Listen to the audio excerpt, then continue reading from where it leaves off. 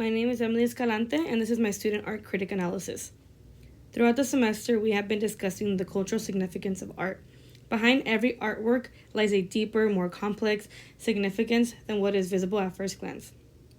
To truly understand a piece of art, one must focus not only on the details of the work, but on the artist and what was going on in the world at the time of its production. Art and society have a complex relationship. They both are simultaneously affected by and affect one another. For my art critic analysis, I will be focusing on the paintings Man with a Hoe by Jean-Francois Millet and Waiting by Edgar Degas. Both Millet and Degas use line, color, and light as means of expressing their ideas of the world around them in relation to their respective art movements and personal beliefs. Millet and Degas are amongst the most famous and influential 19th century artists. While Millet is considered a realist, Degas, though he rejected the term, is considered an impressionist. Jean-Francois Millet created his art during the Realism movement, which is defined by the Metropolitan Museum of Art as, quote, seeking to convey a truthful and objective vision of the contemporary life. Artists like Millet wanted to focus on the working class as opposed to the ruling class. In fact, his drive to capture the essence of everyday life led him to become one of the founding members of the Barbizonian School. According to the Visual Art Court website, the school, quote, drew attention to the harsh working conditions of peasantry. The painting, Man with a Hoe, depicts a man doing manual labor in a field.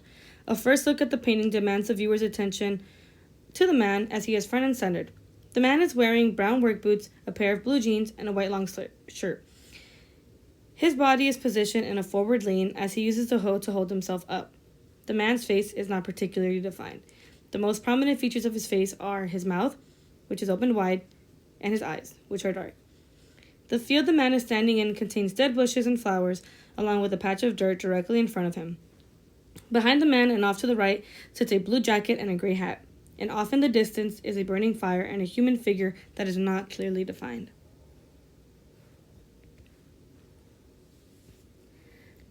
The position of the man's body is indicative of diagonal lines. According to the J. Paul Getty Museum, quote, objects in diagonal positions are unstable. They are neither vertical nor horizontal. They are either about to fall or already in motion. The man uses the hoe to lean, indicating that he is physically unable to hold himself up. From his face, we deduce that he is unable to do so because of physical exhaustion. His dark eyes and open mouth suggest that without the hoe, he would not be able to stand on his own, thus rendering his body unstable. The choice of color in the painting stood out to me the most. The face of the man conveys emotions of exhaustion, depression, and death. Eyes are the key to a person's emotions. They are often considered to be the windows of the soul, and yet the man's eyes are indistinguishable. To me, this was a comment on death and how it is closing in on the man. The dark shading in the eyes, combined with the open mouth, demonstrate the face of a man who has been beaten down by life one too many times. Additionally, it is unclear what the man is staring at as he looks off and down into the ground. I saw this as a man contemplating his purpose in life. The man seems to be about ready to give up. As I previously mentioned, the man is unable to physically hold himself up. Therefore, I deduce, as he is standing there alone in the middle of the field, he is realizing how much more he is struggling to keep up with his work. He realizes that he is only getting older and the work is going to keep getting harder as he ages. Moving down from the man's face to his boots, we notice that they are the same kind of brown color as the dirt that he stands on. At a first glance, the shoes appear to blend in with the ground. To me, this suggests that he is eternally connected to his work, and at a point in which it is all-consuming for him. It is as if the ground is pulling the man into it, forcing him to stay put. This, to me, was symbolic of the nature of manual work. As the seasons change, so does the work, but the work never ends. It just persists on, and it constantly keeps demanding the same amount of energy from its workers. Moving on to the background, more specifically what's to the right-hand side and behind the man. To the right-hand side of the man, white smoke is rising from the fire being burned by a person. The person is not identified. It's not a man or a woman, just a person. Their clothing looks white and blends in with the rising smoke. The person is shown to be standing upright, contradictory to the man.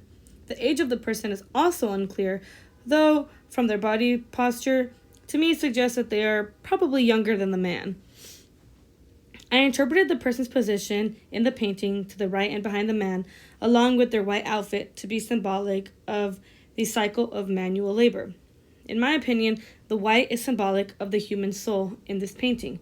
People begin these jobs as hopeful and as a whole person, but eventually the vigorous work causes their soul to die, which is why the man is only wearing a white shirt. His soul is close to its death.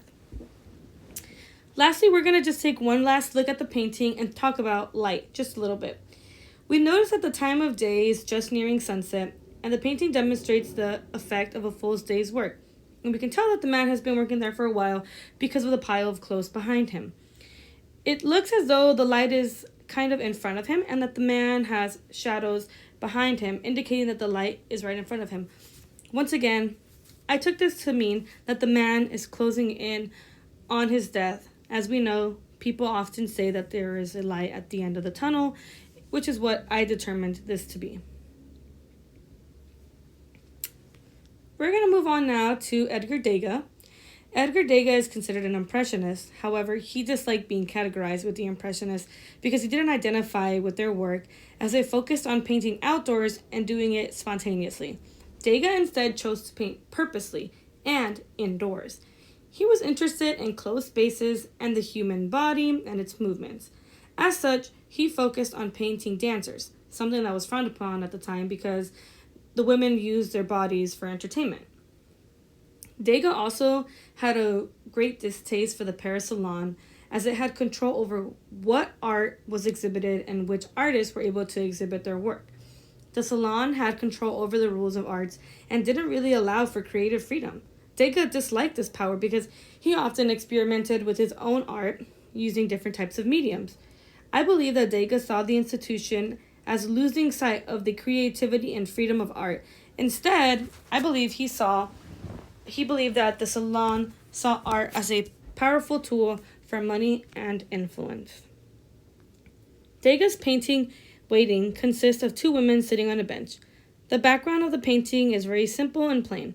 There is an orange wall with a grayish-bluish floor and a brown bench. The colors don't necessarily pop. Instead, they're more mutable, which causes the viewer to focus on the two women who are sitting on the bench rather than what's around them. Both women seem to be looking down. However, only one of their faces is visible. The woman in the black has a blank look on her face. Her body posture also indicates that she is tired of being wherever they are. Her arms are crossed and she's not smiling.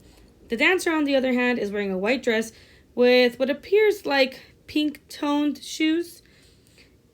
And the black and white are typically thought of as contradictory colors.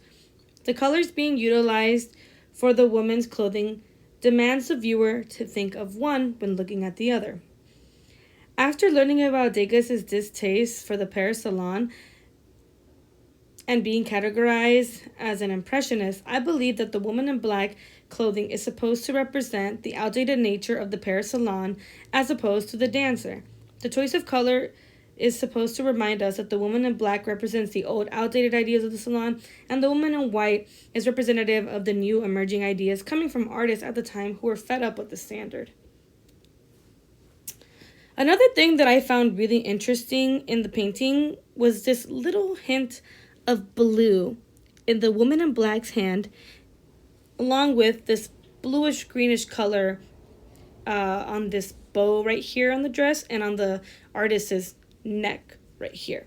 So, interestingly, a bluish-green color is visible on both women. The hints of blue-green on the dancer's dress and bow pull the viewer in her direction.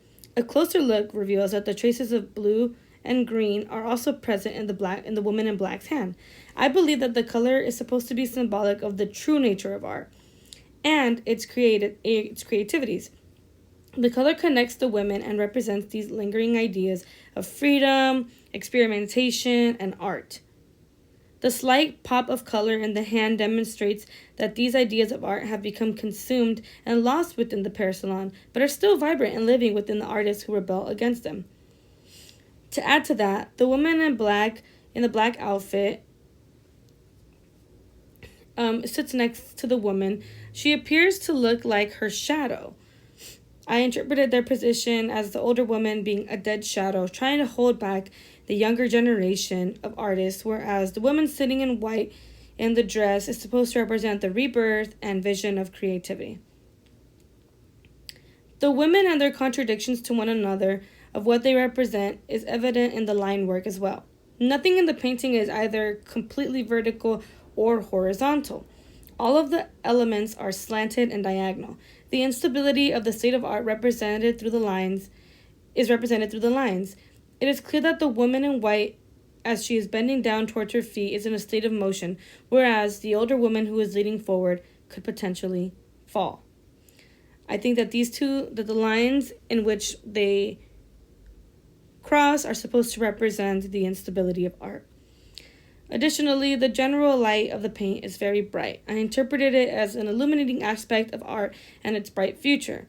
Interestingly enough, the woman in black is also in this light, but she's not a shadow. I took this to represent that she has not fully vanished into the past and is still capable of coming into the light if she so chooses. That is the end of my presentation, and these are my works cited. Thank you.